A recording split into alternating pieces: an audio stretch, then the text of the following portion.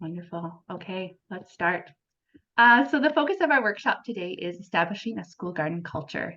This workshop's all about building partnerships and connections to have a team approach to school gardening. January is this time of scheming and dreaming in the school garden, and it's so nice to be kicking off the school year with you all and get a jump on planning for the year ahead.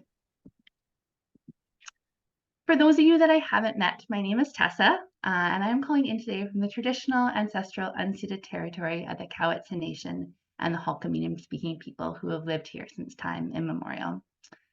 I am the Farm to School BC community animator for the Central Island region on Vancouver Island. Previously, I worked as a classroom teacher, an outdoor educator, and a farmer, and it's such a joy that I get to take all these roles. It seemed like very different paths and put them together in this role as a community animator, supporting school gardens and food literacy in my community. I have the pleasure today of co-presenting with Sonia, and I'm going to hand it over to her to introduce herself. Thanks, Tessa. I also see some familiar faces. I've tried to attend a few webinars over the years. My name is Sonia, and I'm the Kamloops Regional Animator for Farm to School BC. I'm zooming in from Secwepemcúlecw, the territory of the Shuswap people. The city that I live in is home to the confluence of the North and South Thompson rivers. It's such a special place that holds so much history and value to both the Shuswap people and regional settlers here, myself included. I'm personally on a long-term journey to continue to learn about my physical spaces and the more than human beings that call these grasslands home. I'm rounding out my second year in this role at Farm to School BC, and I love it. I also have a background in outdoor education like Tessa and work part-time as a teacher on call. And if folks would like to share in the chat what spaces that they're zooming in from today, that would be lovely. Thanks. But before we get started, I'm going to share a quick background on Farm to School BC. So Farm to School BC is a program that brings healthy, local, and sustainable food into schools across British Columbia. We provide students with hands-on learning opportunities that develop food literacy, and we strengthen the local food system by striving to enhance school and community connectedness. Farm to School BC is a program of the Public Health Association of BC and is supported by the province of British Columbia. Speaking of support, Farm to School BC is led by our provincial team. Some of them are on the call here today. Since we're about 16 years old now, the expansion of this project could not be possible without its core supporting staff. So thank you so much. And Farm to School BC is organized into 5 regional hubs across British Columbia. Each of them is coordinated by a local community animator and supported by a network of stakeholders. Here is a map of our regional hubs across British Columbia. They are coordinated by people like myself and Tessa and the other animators on the call. If you want to wave, that would be lovely if you're here, and their stakeholders.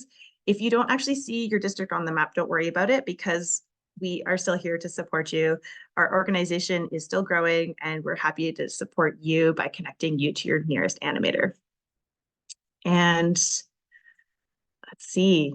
Okay, Tessa, back to you. Thanks, Sonia, for providing that overview of Farm to School.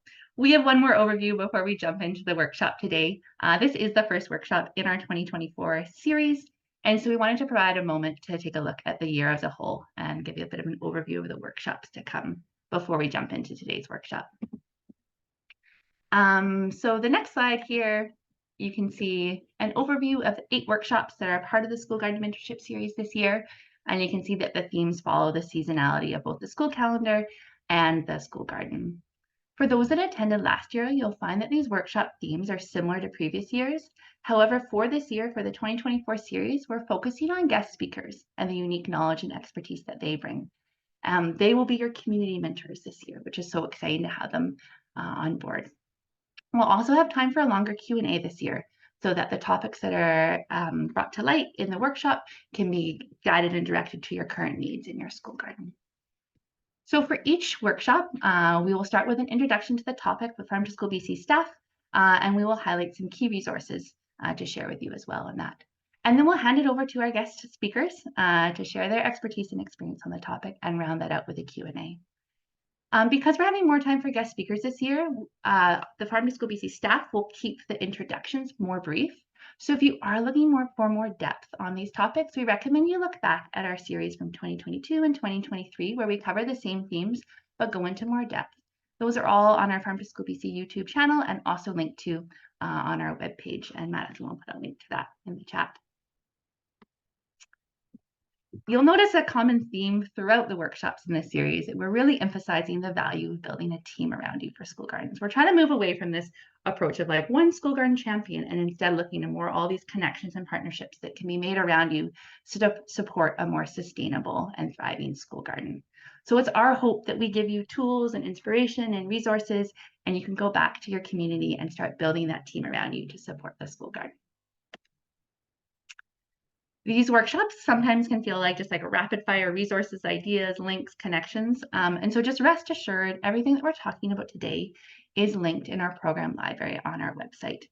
In addition to the resources, we also have recordings of these workshops as well as PDFs of our slide deck. So you can go back and review it.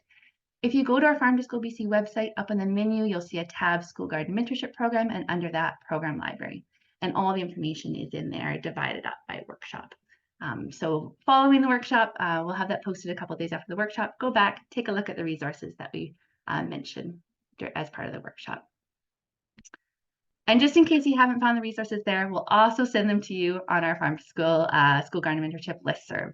So this is a Google group where we share links to the work that we talk about in the workshops, but it's also a place where you can connect with other school garden mentors around BC. So please don't be shy. You can post on this Google group, share ideas, share inspiration, post questions to the group, and through that start building this community of folks that are engaged in school garden work across the province. Okay, that was our preamble. It won't always take so long. We just want to orient everyone to the series as we start a new year. But now it's time to dive in to our workshop topic today. So for today, we're going to be focusing on building a team around you in the school garden. We'll discuss this by looking at the school garden committee, how to set up a school garden committee, who to invite, and how to run committee meetings. And then we'll look more broadly at how to connect to the community and how to connect to the school district around you. After Sonia and I go through that overview, we're going to hand it over to our guest speakers, and they're going to put all of this into action. So it is our delight today that we have Matthew and Michelle joining us. Matthew is a passionate teacher and garden mentor at McLeod Elementary School in Vanderhoof, and Michelle is a passionate parent and Farm to School BC advocate. McLeod's school Farm to School journey started over a decade ago with a volunteer-run part-time salad bar. And over this decade, it's grown to include a greenhouse, a garden, kitchen staff, indoor growing, garden curriculum, meal programs, kitchen life skills. The list goes on. So with Matthew and Michelle's presentation today, they're hoping to show what's possible with time, patience, partnership, and passion. And from what I've heard of their program, it's really inspiring. I'll leave it for a more thorough introduction from Sonia later, and then we'll hand it over to them once Sonia and I provide a bit of an overview on the topic. Before we get into talking specifically about a school garden culture, I want to zoom out for a minute and step back and really look at the bigger picture. It can be helpful to reflect on the why. Why are we doing all this hard work to connect children to gardens? When we can articulate our reasons, when we can express our whys and the value of school gardens, it can help us find those connections, those partnerships that we're seeking to draw other people into the work that we're so passionate about. It's hard to express the why because there's so many positive impacts of gardens on students, on teachers, and on the broader community. And although I don't often have a succinct elevator pitch of why school gardens are so important, I do find this breadth allows me to find commonality between different partners, and I can find where goals that we have in the school garden can overlap with goals in the community or goals in the school district.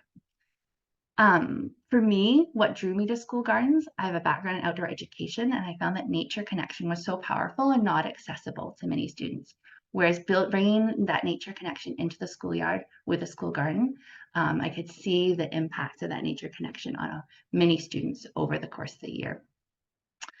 But there's so many more benefits beyond nature connection. So I'm going to take a moment to scroll through a few of those benefits with the hopes that some of them might strike a chord, might inspire a thought of how the goals that you have in your school garden could connect to goals of the other partners. So first, a place to start, obviously school gardens offer amazing hands-on experience for students to connect to food.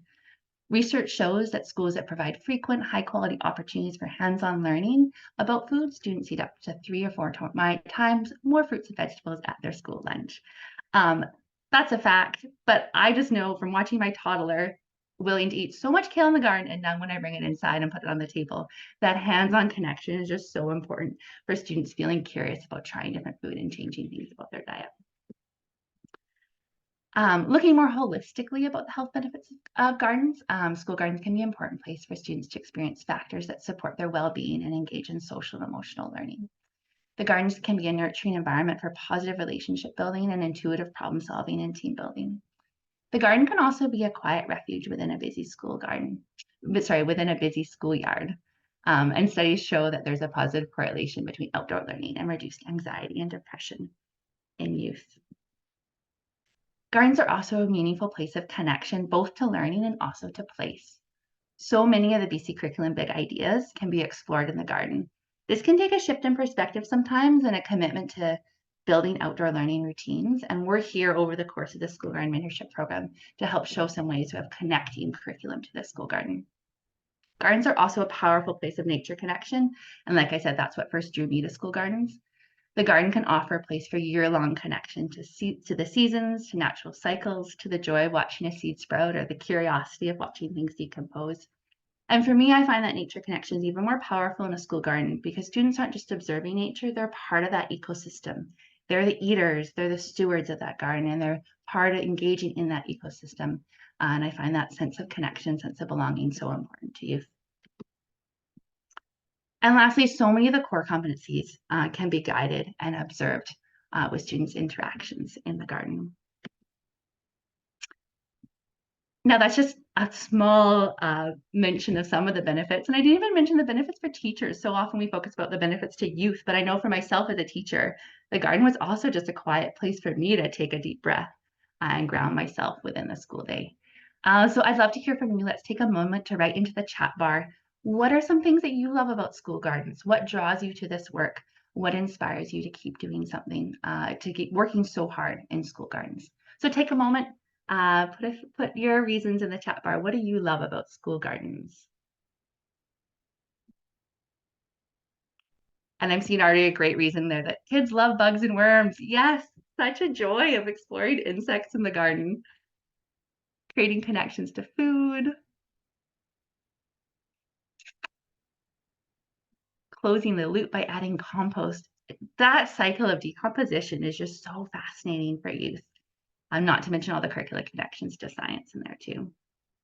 Yeah, I like the chaos of students going here and there, digging, planting, picking up rocks, eating carrots. It just makes me think about, we have this like sensory experience in the garden, and also it's like a place to get out yayas is like what I always like to say. So I think there's it's like this win-win. It's like tuning in and also helping us like release a little bit.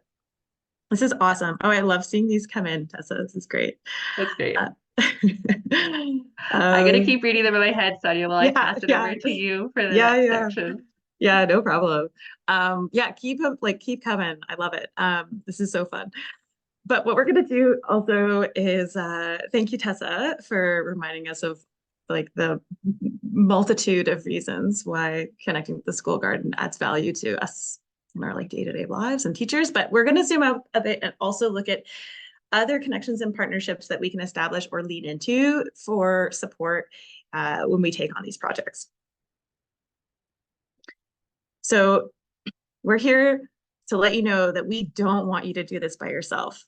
The lens that we're looking at this through does start with you, but we are here because we care and we want to not just advocate for one single champion, but a network and community of champions. So one person might be the catalyst, but they're not in this alone.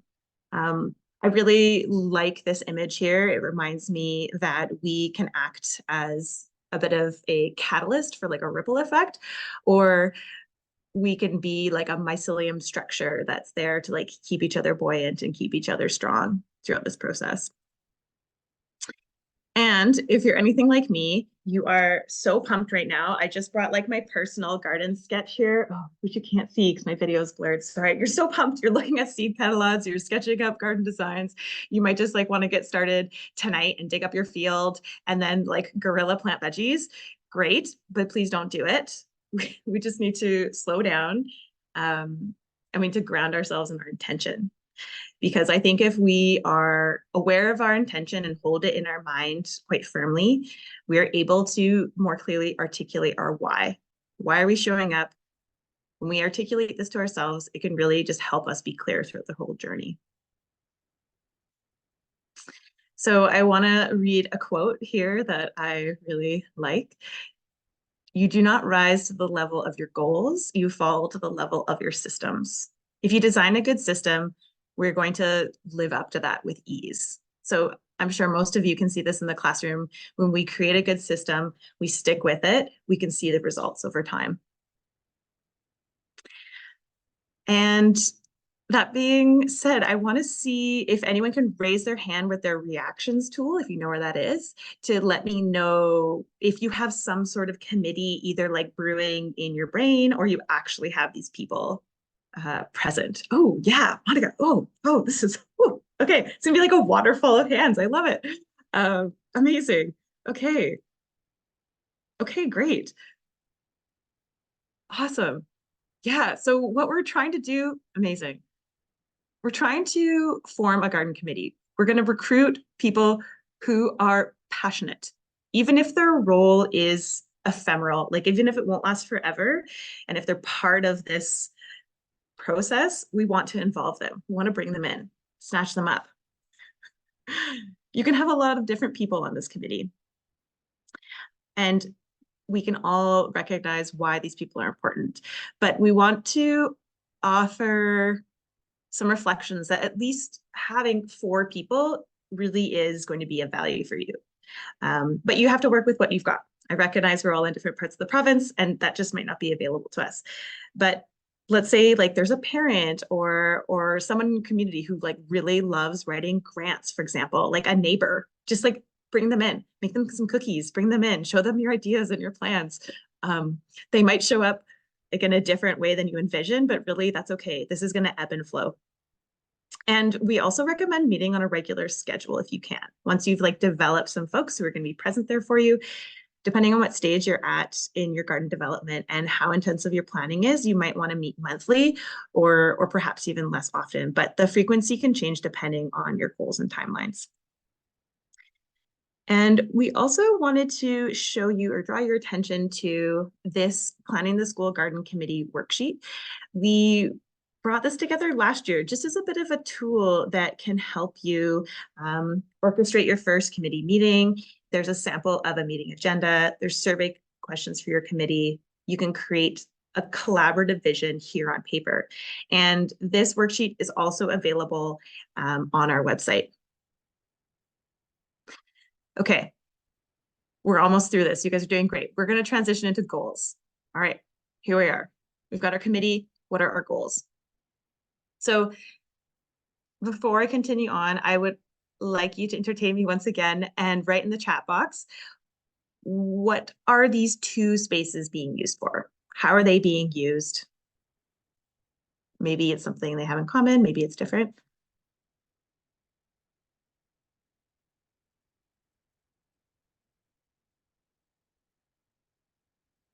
Feel free to put something in the chat. Okay, well, I'll start. Before I read any out, I will say they are both beautiful. When I think of the one on the left, I look at something that might be more of a pollinator bed, something that's creating habitat for insects and bugs, something that's attracting those butterflies and there's bees.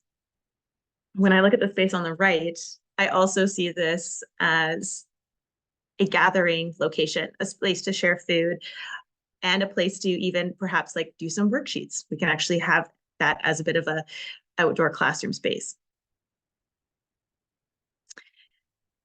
And if we take a look at some other ideas and other models of what garden goals can be, we'll see that they can also be used to not only harvest and get the garden ready for bed, but to once again lean into these seasonal changes and even understanding that the work that maybe their classmates or other school colleagues put in the last year will have a loop and have a bit of a cyclical connection to what the kiddos are working on this year.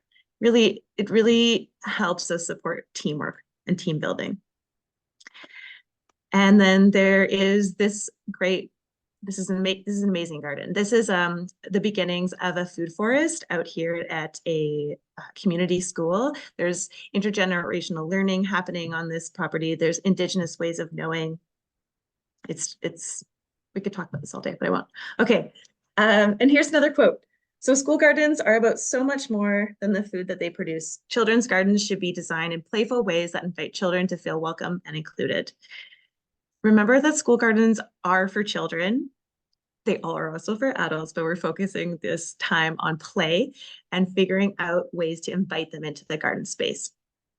And we also want to bring your attention to Megan Zenny. If you haven't heard of Megan Zenny, I really recommend checking out Megan Zenny. Fantastic educator, also like guru of garden magic. So I think we have a link that can be popped in the chat, even in Megan Zenny's blog and material. Okay, Tessa, how's that going? Did I miss something with Megan Zenny? I think we've got it in there, right? Guru of Gardens. I love that. Guru of Gardens, I know. Yeah, that was a quote of Megan Zenny. I just want to, if you haven't connected to her blog, it's just such a wealth of resources. So that's great. And Sonia, thank you for inspiring us with all those different goals in school gardens. That worksheet that Sonia mentioned starts off with the first committee meeting, really exploring what are the goals, what are people's visions for a school garden. And we recommend starting from that place and bringing together a common vision. In February's workshop, we're going to get all into designing a school garden based on that vision, and we'll talk more about the different goals of school gardens and how that aligns with different plants and different designs. But just want to get you starting to think about that as you're getting your committee together. We're going to zoom out now from just the school committee and the school environment to look more broadly at the connections around the school, looking at connections to the school district and also to the connections to community. So we're going to start that conversation looking at the school district. We often start working with school districts when we encounter a problem, like our water's been shut off for the summer and we don't know how to turn it back on. But looking at partnerships in January, it says opportunity for proactive relationship building with the district rather than reactive relationship building. So here's a list of different roles within a district and how those roles might intersect with your garden goals. Every district is structured differently, and so this is a great opportunity to sit down with your administrator, look through this list of different roles in different departments, and think about how can some partnerships be built with the district. When you're looking to the district and looking to build partnerships, a great place to start is to look at the district's strategic plans and other plans and policies that the district might have. Many school district strategic plans include a goal around environmental stewardship or environmental connection. And within that, often there's mention of school gardens or at least outdoor learning spaces and outdoor classrooms. And when you can align the work you're doing in the school garden with a strategic goal of the district, it's easier to get buy-in, both from administrators and from the school district as well. Some school districts also have specific environmental plans. And I think we'll pop in the chat an example from the Naima Ladysmith School District. They have the Environmental Stewardship Action Plan that specifically states many goals that the school district has for their school gardens. And so that can also be a great plan to learn and know about. And then when you're presenting to school districts, be able to lean on that to help show alignment with the school garden. Lastly, some districts also have garden policies, and these are more documents specifically looking at how gardens are built and how the district supports those gardens. So familiarize yourself with what policies or plans are out there. Likely you will connect with the school district at some point around their facilities department. There's so many things in the garden that overlap with the work of facilities department. And we'll talk about this more in February when we talk about garden design, but in January when you're thinking about your plans for the year, it's important to think about where areas in your planning might overlap with the school district facilities department. So common places that overlap are when you're looking at water access, especially when school's not in session, who has control over that water and how do you get it to the garden. Another common point of collaboration between facilities departments is around fencing. Some school districts require certain types of fencing like chain link, and some school districts have a requirement that the facilities department install the fencing. So be aware of any restrictions around that. Also in terms of design, some school districts have specific requirements around design, such as accessibility requirements in terms of pathway widths or garden bed heights. So consider those. Some school districts also have restrictions around composting, what you can and can't compost, or how that compost needs to be built so that it's rodent proof. Lastly, some school districts also have some restrictions on types of plants you can plant. For example, some districts don't allow fruit trees due to concerns about pests within the school's gardens. So in general, the more you can at this time of year have positive relationship building with facilities departments, see areas of overlap, see areas of partnership, that can really help you when you come up against issues down the road. Looking beyond the school district, I also want to look at community connections. Community connections can bring capacity, diversity, support, knowledge, people power, and so much more to your school garden. And then not only do those connections bring things to your school garden, it also helps the impacts of your school garden ripple out into the community. This picture is from Gabriel at Apple Fest. There's an amazing community organization, People for Healthy Community on Gabriel. And every year they plan an Apple Fest, bringing so many community members into the school, and all the students get to process apples. There's an example of a community connection. So when you're thinking about community connections, look to connect to the different community organizations. Sometimes there's community organizations that can have facilitators come in and teach lessons. Sometimes they can support your garden with volunteers. Maybe they have regional specific garden curriculum they can support you with. Maybe there's a community kitchen that you can access to help process food from the garden. Maybe there's a neighborhood group that's there to support watering the garden over the summer. There's so many possibilities out there. This picture here is an example of a school in Nanaimo where they built a food forest actually on the city land that is adjacent to the school field. And through that partnership, the city's donated fruit trees to the project. So there's lots of collaborations out there. So take some time to consider that list of organizations on the slide and see if there's potentials for partnership in your region. We also encourage you to look to local farmers. They can be great resources for design and consultation. Sometimes they have extra plant starts to share. Maybe they're willing to come in and teach a lesson, or maybe you can go visit them at their farm and host a field trip and connect that learning out into the community. I had one garden I worked with where every year the farmer just donated these beautiful flats of veggie starts, and it just made our garden flourish earlier ahead of season than we would have otherwise. So make those possible connections. Another potential connection was master gardeners. Master gardeners have required volunteer service hours, and so they can be helpful with plant selection and garden design, but also garden installation and maintenance. There's different chapters across the province, so take a look at that website that we list there, and we'll pop it in the chat bar to see what local chapter is in your region. Lastly, sometimes there's connections possible between schools. There was a great program in Parksville on the island where high school students hosted elementary school students in their garden for a year-long program. There's also opportunities for post-secondary students to come in and support school gardens. Also in Nanaimo, we had university students do a CAP project and install irrigation in 5 school gardens as part of their university project. Sometimes post-secondary institutions also have facilities that school gardens can use. There's an example also in Nanaimo where seniors grow seedlings for schools at the university greenhouse, which is fully accessible for seniors, which is great. So there's so many possibilities out there. So we hope to just give you a few seeds of ideas to see if some of those partnerships could relate to your context. And I'm going to pass it over to Sonia because now it's time to see all of this in action. So exciting. I'm just getting so pumped. Great. Okay. Awesome. So Matthew Reimer here with us in beautiful classroom. So nice to see that whole class. It's a passionate teacher and garden mentor for the students at McLeod Elementary School. Matthew's relatively new to his role as farm to school lead at their school, but has taken on the challenge of coordinating students, classes, other teachers to plant, tend, harvest, and preserve the bounty of the garden fully with compassion, joy, and focus. Michelle Roberge is a passionate parent and advocate of the Farm to School program. Michelle was a McLeod parent for 14 years, much of which was spent supporting the development of the Farm to School program, focusing mainly on the garden and growing with students. I learned this fact. Michelle actually doesn't have children at the school anymore, but Michelle's love of the program has just kept evolving and has kept her so involved. So talk about champions here. Michelle and Matthew presented together at the Farm to School conference in Vancouver in 2023, where they shared the McLeod Farm to School story. They're delighted to share through this mentorship series about their insights and using their experience in supporting the growth of the McLeod Farm to School program. Their take-home message: it takes time with partnerships, patience, and passion. So without further ado, I'll pass it on. And thank you so much again for being here. Thanks. Right. Thank you for that lovely introduction. So, Michelle, I can't remember who starts, you or me? You do, Matthew. Okay, that's okay. We're just gonna jump to the next slide. Okay, all right. So as it was mentioned, I'm a teacher here at WL McLeod in Vanderhoof.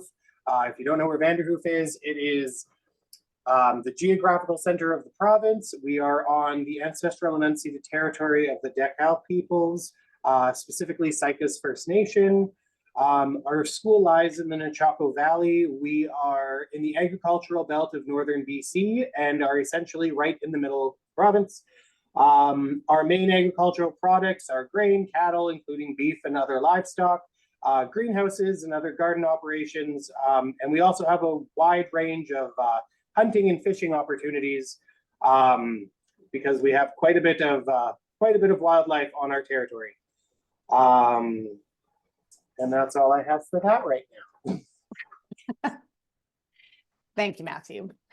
So thank you for the lovely introductions and that whole session before this. And I think our presentation will tie beautifully in with everything that you've shared so far. So my name's Michelle Roberge.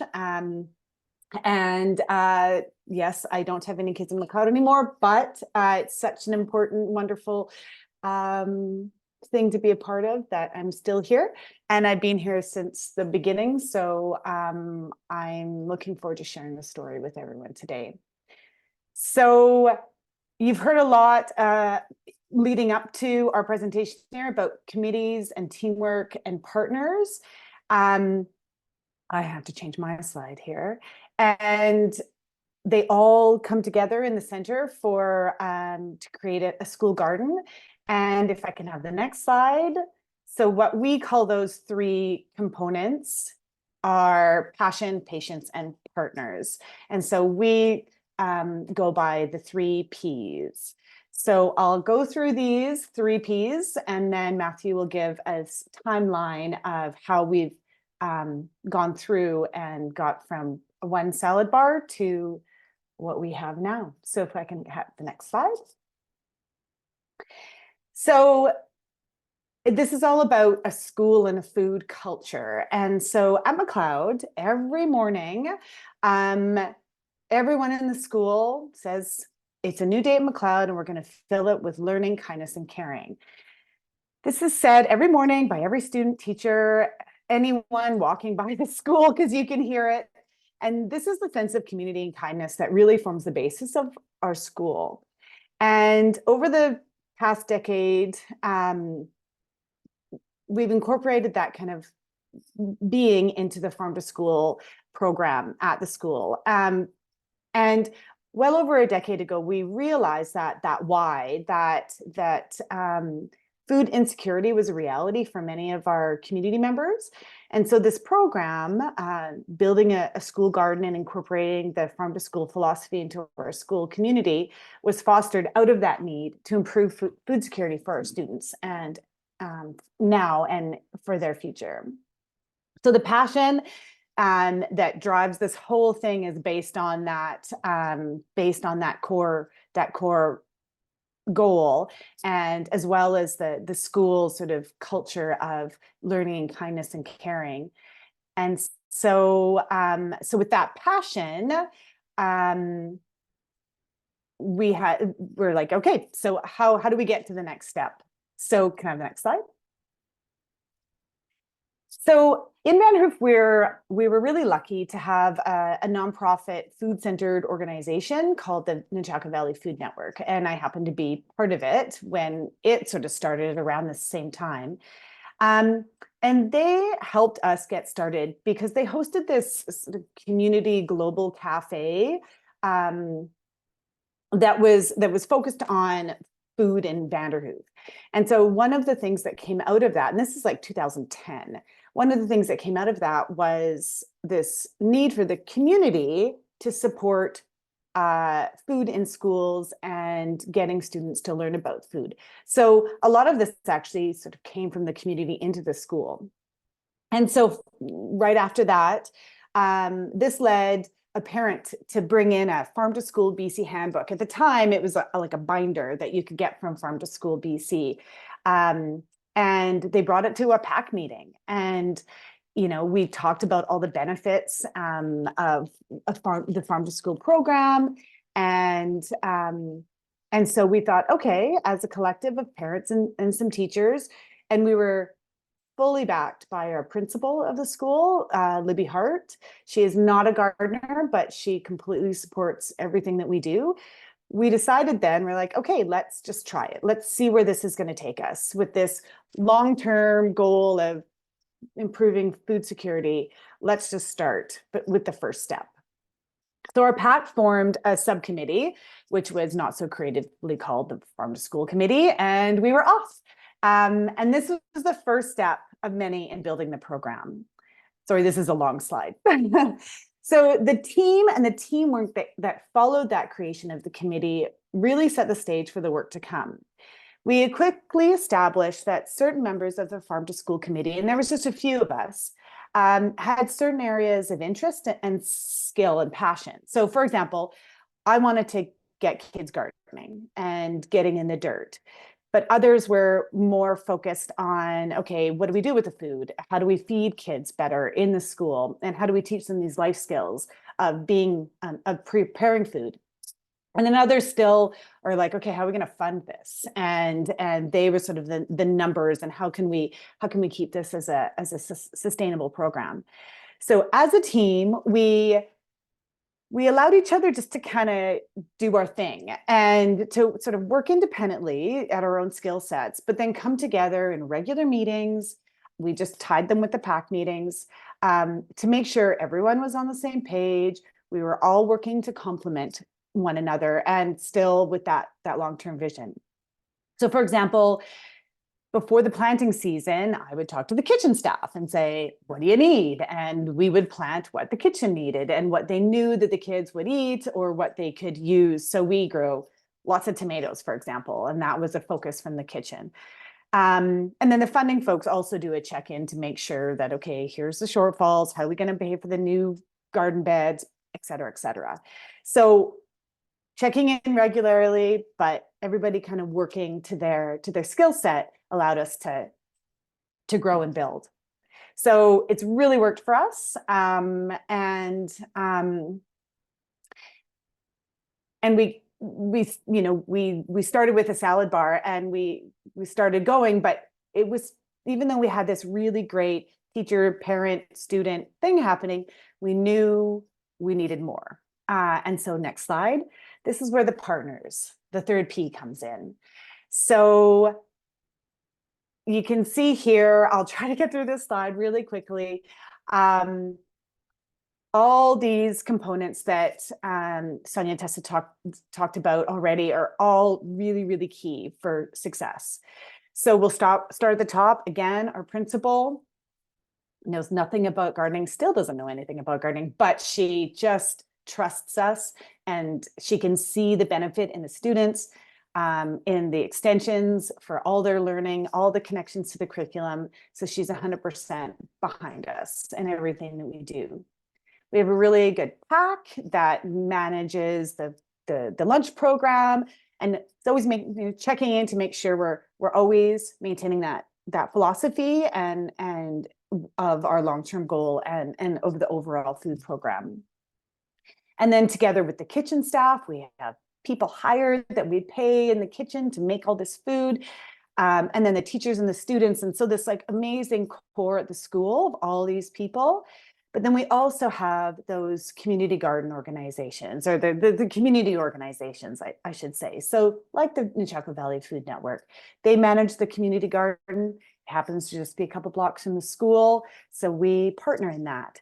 And they mentor and help during that season of confusion for anybody who has a school garden this summer. How do you maintain a garden in the summer? Well, you partner with your community organizations, and then they can support you. And I'll do a little quick sidebar there. One of the big things that the community garden folks have done for us to support this farm to school program is they actually hire a summer student every summer through the Canada Summer Grant Program. And I think all 3 years so far, it's been a kid who's come out of the farm to school program from our school. And so we have a student 20 hours a week. All they do is work in the garden. And then, so they do a lot of the legwork for that over the summer gap that you have for all school gardens. So that is an incredible support. We have businesses that donate lumber and seeds, and local farmers that provide more food for the school when we need it. And one of the slides was talking about the municipality, huge important partner there. Where the community garden, our garden is, it's actually on school district property, but the district of Vanderhoof helps maintain it. And one of the things that our garden is about 2 blocks away from the school. And so when you take a group of 20 kids to a garden that's 2 blocks away from the school, you need a bathroom. And so we were like, we needed a bathroom. And so the district of Vanderhoof put in a flush toilet bathroom in our community garden, and then a water fountain. And so that kind of support is huge. So that it just makes that space so much more accessible. And then, of course, volunteers, people who live across the street from the garden are just like, can I come over and help? And okay, sure. So all of those folks together are huge. But then there's that one there in the red, the school district, which was mentioned before. If I can get the next slide. The school district is a huge partner, and I don't know if we've just lucked out, but the fellow in the picture there, that's Darren. This picture's a few years old now, but Darren holds a position of the Trades and Career Program Coordinator. I'm going to get that wrong. I'm going to get a text saying I said it wrong. But when you partner with your school district, the folks that work there, so Darren, he has connections to other schools, to larger funding groups. And so when you say, hey, we could use some new wheelbarrows and tools for the garden, his pool of resources is so much greater that he can pull resources to support us. And so it's been an ongoing, since the start, just a great partnership to have. We have a connection, obviously, with our farm to school animator. And so we as a group, Darren and Rowan and myself and Matthew, we meet and we talk about, okay, what are the next needs? How can we be creative? How can we think outside the box to go to the next step for the school? So it's been incredible. And now with the provincial funding for the food person, we have another partner in the school district who and that's Robin, who can also support in a different capacity. So I strongly suggest you get the support of your school district because they're invaluable partners. So that's all to say the 3 Ps important because you can do a lot with patients, partners, and passion. So now I'm going to stop talking. That was a lot. But Matthew's going to give the sort of timeline so you can see how each of these components came to be. So Matthew, take it away. All right. So this is kind of just like a quick rundown of where we were and where we are now. So we started in 2011 with just a simple salad bar. The kids could come back and get seconds if they wanted. It was the salad bar was kind of a combined effort. So it was combined effort of the Nechako Valley Food Network and the Farm to School program that we started. What I really like about the salad bar is a lot of people are like, well, it's just salad, but it's like, no, like it also teaches kids like to think about like how much are they actually going to eat. So they think about like, you know, do I need all these pieces of cucumber, or maybe I'll take a bit, leave some for other people, and then I can always come back and get more if I want, right? So it gets them thinking about that. And it also, like, the beginning of every year, we have someone go around the school and just remind them of the salad bar etiquette. So, you know, like, don't put your hands in the food, use the tongs, stuff like that, which are really important lessons. So even with just a salad bar, it's still making quite a difference. Next slide, please. So this was the first McLeod garden. The garden plot was given to us by the wife of our school's namesake. So the school is W.L. McLeod. Mrs. McLeod, his wife, gave us this plot, and we would bus kids out there on a weekly basis. The kids got to plant, they got to do all the weeding. They had to take care and maintain the garden. And then, of course, over the summer, there were people like parents and students that would go and volunteer to take care of the garden during the summer. And then everything was ready to go in the fall for the harvest. So that was like a great first step. It was, you know, a decent plot, and the kids got their hands dirty. They got to learn about planting and identifying and watering and weeding. So always great. Can we, next slide, please? So this is our, oh, sorry, if you could go back one more, thank you. So this is our community garden. I have loved every moment that I've spent in it. We have a greenhouse. So how did this all work out again? I always forget. Yes. Okay, so we did, in 2014, the Vanderhoof Community Garden was established, and we were given some plant beds in the greenhouse and some plant space and some plot space outside. And then in about 2015, 2016, that's when the PAC at the school actually bought a greenhouse for the school. So we were able to design it the way we wanted. We got everything set up, and yeah, we've just been growing lots and lots out of that, which is great. Next slide, please. There we go. So due to all of this work that we've been able to come together through, like all the people coming together to kind of make this food program a reality, we went from just having the salad bar 3 times a week. Now the students have 5 days of hot lunch every day, or every 5 days a week. And they get a lot of stuff from our garden, like the carrots, the beets, potatoes, so many potatoes.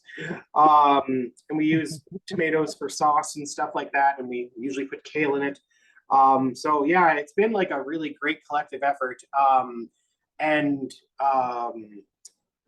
What else was I gonna say?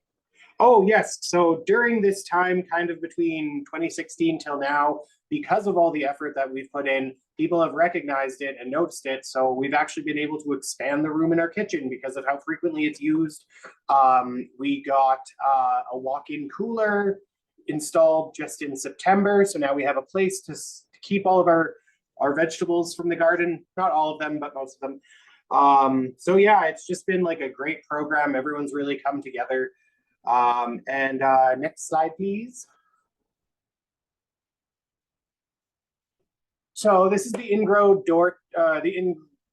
grow tower. I had it in my classroom for a while, and it was really great because the kids, we grew herbs and stuff, but the kids got kind of that first little hands-on experience about growing that kind of stuff. It's a great device. Just be careful because those cups will get plugged with roots, and then you come in and then your carpet's soaked. So just, it's a great thing to have, but you got to maintain it. Then I was just gonna say one more thing about, I can't remember, maybe one, if you could change the slide. Can't remember which slide I end on. Oh yeah, so yeah, this is our walk-in cooler like I mentioned previously. And just because of like how our program has really grown, we're now being asked to provide meals for other schools in our area. So right now, the way it sits, I think there's one school, they get 2 hot lunches a week. And then we just have one other school that just joined, so they get 1 hot lunch a week. But by the end of the school year, I think everyone will have at least 3 to 4 hot lunches a week, depending on resources and how we can pull all that together. But yeah, it started with a salad bar, and now we're feeding other schools, so that's pretty impressive, I think. And I think that's all I have to say. So I will hand it to Michelle. Thanks, Matthew. So there's that picture of Heather at another school serving out lunch, which is a pretty cool extension. Like, you know, we started with this goal of improving food security for our own kids at our own school, and now we're doing it for kids in other schools. And so we couldn't have envisioned this, but we got to this point, and it's pretty fantastic. And this isn't the end point, like we're still thinking beyond. So last slide, please. And then we will stop talking. So I actually have to look at my notes. So that is a very quick overview of the McLeod story. And so you can see that with passion / forming that committee and establishing that clear long-term goal, it's the important first step to get you anywhere. If it's just a salad bar, if it's just that grow tower, which is really cool, that's okay. It's just getting to that first step. So the long-term vision and then the little steps and seeing the success and going, okay, now what? And you can keep going. The patience and the teamwork, building a team of people with complementary skills, the growers and the cookers and the calculators and the teachers and the just whoever wants to be involved, the mentors, they're all pieces of the puzzle, and they all form that team that gets you forward. And again, always with that goal in view. And then partners. You can't do it without the partners. Involving the community is key. Everybody wants to be part of this because it's such a good thing to do. It's like an easy sell. So bring in the partners, let them shine, thank them continuously, and they'll keep coming back and your program will flourish because of it. So thank you. That's it. Exciting. Oh, that was so lovely, you guys. Thank you. This is great. We have just under 10 minutes for Q&A. There's already a question in the chat where we're going to take off the slide presentation and just let folks like raise their hand with a reaction or like their actual hand raised, and we'll try to grab those questions. But the first one that's already in here is how you got funds for that first salad bar. That's straight from Farm to School. So just connect with your local animator. And then there's also, I think, even through Northern Health, we're in Northern Health, but potentially through your health authority, if that's right, Ron, they sometimes also have a salad bar to loan at least, so you can figure it out, and then you can then go ahead and get one if you really want to keep it going. That's awesome. Thank you. And yeah, thank you for pitching the animator. Woohoo, reach out to us. And we love Rowan. Yeah, oh, that's so nice. And then what is the cost of a growing tower? I guess I know a few models, but do you remember what the cost of that one was? I think it's like $1,000. I mean, we bought that a few years ago. So again, Farm to School has their grants. So you can have a startup grant for $3,000 that you can use towards that. And if you already have a Farm to School program kind of established, there are the little $1,000 ones. I can't remember what their little catch name is, but those are really nice to buy those extras. I think that's how we funded that grow tower, was the extra fund. Awesome. And I saw Rowan just put in like the Northern Health link for the salad bar program. And then the grants too. Thank you, Matt. Yeah, this is great. And then Alana is wondering if your school has a specific garden facilitator or specific like classes and curriculum dedicated to it. And do lots of teachers use the garden? Those are great questions, actually. I can take this one if you want, Michelle. Sure. So I'm kind of the main teacher that people come to when they're like, oh, I have this extra supplies or extra plants or whatever. But I have I've got grade ones that like in probably about a month or so, if we still have snow, they're going to go spread snow on the beds. Their teacher takes them out there. We've got other teachers who were really, really important with the harvest, and they helped kind of make sure the kids were, getting the stuff out of the ground when it needed to get out of the ground and stuff, because I couldn't be there all the time. So yeah, it's like, I have coworkers that, they're interested in gardening, and they're interested in getting their kids outside and stuff. So it really does, like, it's another example of the team effort, but I'm kind of the go-to person for whatever stuff. And if I can add to that, it actually took a while before we had a teacher lead from within the school. For the first bunch of years, it was actually parents who, like, I would put up a sign-up sheet in the staff room with like the day we're going to be at the garden, the time, what we're going to be doing, and sort of the recommendation, like we're planting potatoes, so best for younger kids, and we're doing fine seeds, so like maybe the older grades. So, and then teachers would sign up. So the goal is to try to get all the kids involved. And Matthew's been doing great. It's so nice to have a teacher lead that now instead of having to be a parent. What a great idea, like that proactive approach of like, you just need to sign up. This is what's happening today. Like fit it Yes. in wherever you can. That's awesome and really easy actually. Yeah. And then how often, Greg wants to know how often your committee meets. Just at PAC meetings. So once a month, whenever the PAC meeting is. Yep. It's the, yeah. And then, I mean, and then ad hoc if we have to, right? Totally.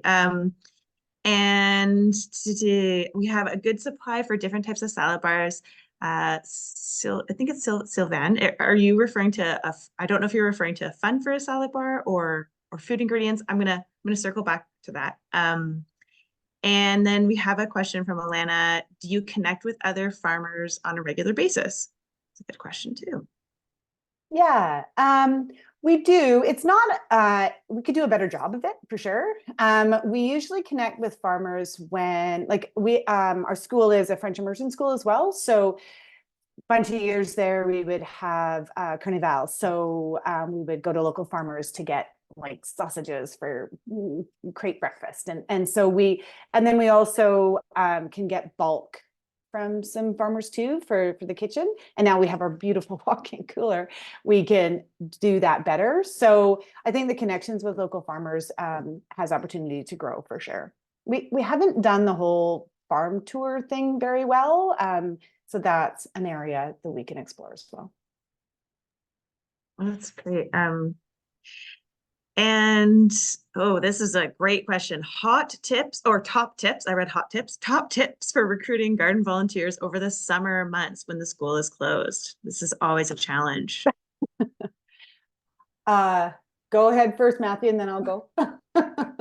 So I find, just because I'm usually the one who's trying to pull together like donations and stuff. And maybe it's just because we're in a small community, but it really does help when it's like, I'm like, it's for the children.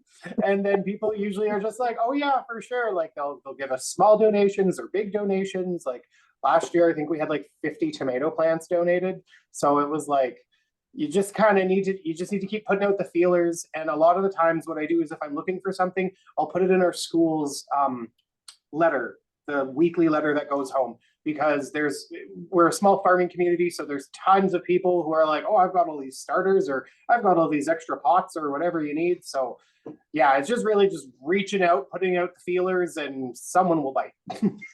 Yeah. And for getting the folks to come and actually work in the garden, I think we've tried sign up for one day, sign up for a week, sign up for, just the watering. It's tough. And so I have to say, if you have connections, hiring this summer student has saved us like so much. It really does. It's a great summer job. Like I wish that existed when I was a student, and it really does help. So but that's not always the case. So it's just plug, start getting folks to sign up like as soon as it's nice out. And yeah, it's tough. There's no single answer. No, but I mean, I also like that call out for supplies like in a newsletter, because that also is like a little bit of community connectedness and buy-in, where maybe someone's like, oh, I lent them or I gave them my wheelbarrow. I'll go water a little bit in the summer. I think that's a great strategy. Let's have like maybe one or two more questions. So Megan's wondering if there's any advice for getting by if you don't have admin or district support at the start. Tough. That might be better answered by someone who wasn't as fortunate as us with our buy-in. I guess you can start from the community level. If there is a community garden, just start there and open it up to the school and invite and make it more of a community-led thing. But yeah, it's tough. If you don't have the school support, I can see like you can probably get by without the school district support, but without the school support, that's tough to pull teachers and aides and classes to go and do the work. So that's a whole thing to research and figure out for sure. Yeah, it's complex. Tessa, go I ahead. was just going to say one connection for bringing school support back to looking at the district strategic plans, but also knowing what values are important to your school. And perhaps you have a focus on Indigenous plants and reconciliation in your school, or perhaps you take the outdoor classroom lens. But again, school gardens can be so many different things. And within that, hopefully you can find a connection to your administrator with something that the administrator values for the school and find a way to sell it. There's more questions rolling in, but I do notice that it's 4:30. So I just want to give a reminder to folks that our next School Garden Mentorship workshop will be on February 13th. And in that, we'll be talking about designing the school garden and crop planning. And we will have another wonderful guest speaker join us there. We will also follow up from this workshop with a listserv post, as well as an email giving links for all the resources we talked about. And Michelle graciously has been willing to share her email. So for those questions that we don't get time to get to today, thank you, Michelle, for continuing to field questions that come up from this conversation today. Sonia, I'll hand it back to you to close. Oh, no, I was just going to mention that, like, it's just so lovely that folks are so open to share their knowledge and experience. I think these small logistical questions about, like, where'd you get the funding for that? How long did that take? Sometimes these are like the nitty gritty ones that we don't hear about as often. We hear about the dream and we don't always hear about that process. So I really appreciate, yeah, your transparency and willingness to share this. So yeah, thank you once again. And hopefully we'll see you soon. I'm going to come up to Vanderhoof this summer. Yay, Thanks, come everyone. to Vanderhoof, come check it out. That'd be great. Thank you. Thank all. you. Wonderful. Yeah, thank you, Michelle and Matthew. That was just such a wonderful overview of an amazing decade of passions, patience, and partners. So thank you for that highlight. And great to see everyone on the call today, and hope to see you in February. It's lovely to build this community as we move throughout the year.